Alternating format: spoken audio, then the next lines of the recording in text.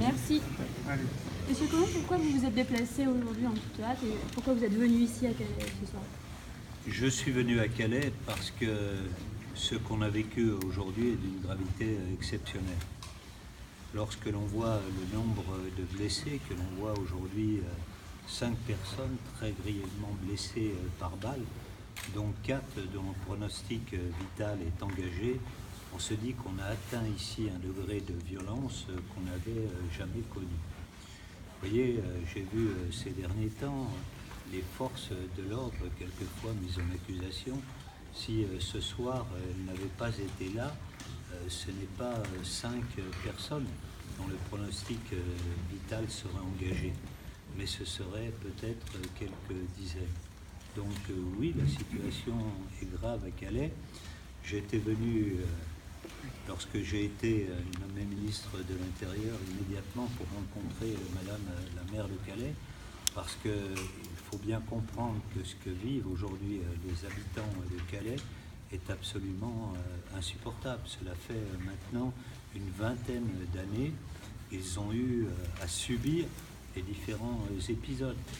Et si, depuis que je suis ministre de l'Intérieur, on essaye de contenir la poussée des migrants, faire en sorte que ne se reconstitue pas une jungle, c'est pour éviter le genre d'événements qu'on vient de vivre aujourd'hui. Vous voyez, si les forces de l'ordre n'intervenaient pas, et nous avons 6 compagnies et demie qui sont présentes aujourd'hui sur Calais, nous aurions à nouveau 7-8 000 personnes, et avec la violence que nous avons connue aujourd'hui, on voit ce que cela pourrait donner. Donc il faut que partout, force reste à la loi, parce qu'on s'aperçoit que c'est la loi qui protège, que c'est la police républicaine qui protège, et que s'il n'y a pas cette police qui protège à la fois les habitants, mais en même temps qui évite les affrontements entre les différentes communautés, eh bien c'est la loi du plus fort qui s'installe. Aujourd'hui, la loi du plus fort, elle se fait avec des armes à feu. Donc c'est exceptionnellement grave, et moi je tiens à témoigner de cette gravité. Il faut effectivement que dans les prochaines semaines, nous prenions les mesures qui nous permettront de résoudre ce problème. Mais par quoi ça peut passer? Parce qu'en fait, c'est pas la première rixe qu'il y a, c'est pas les premiers blessés par balle, et ça fait 16 ans qu'on a ce genre de problème ici dans le coin. Donc comment on peut régler ça?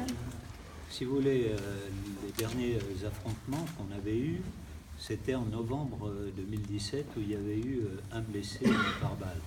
Là, on voit aujourd'hui qu'on a 5 personnes grièvement blessées, 4 dont le pronostic vital est engagé. Donc ça veut dire qu'on est monté d'un cran dans la violence.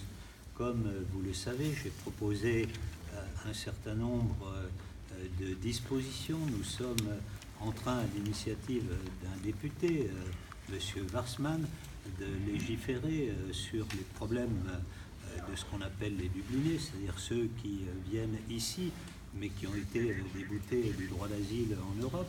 Et en Europe, par exemple en Allemagne, nous avons l'espace de 3 ans, 300 000 personnes qui ont été déboutées et qui arrivent ici. Ça veut dire que si nous n'avons pas de législation appropriée, nous ne pourrons pas résoudre les problèmes. Enfin, comme vous le savez, le gouvernement va déposer un projet de loi dans les prochaines semaines pour traiter ce problème de l'asile et de l'immigration, et donc faire en sorte que l'on puisse examiner la situation des personnes en 6 mois, comme s'y était engagé le président de la République, pouvoir accueillir ceux qui peuvent bénéficier, qui ont droit à l'asile parce qu'ils proviennent de théâtres de guerre ou qu'ils sont victimes dans leur pays de persécutions ethniques, religieuses ou politiques, mais faire en sorte que d'autres puissent être en 6 mois accompagnés, soit dans les pays européens qui doivent effectivement les accueillir, soit dans leur pays d'origine. Vous voyez, j'ai eu le président de la République tout à l'heure.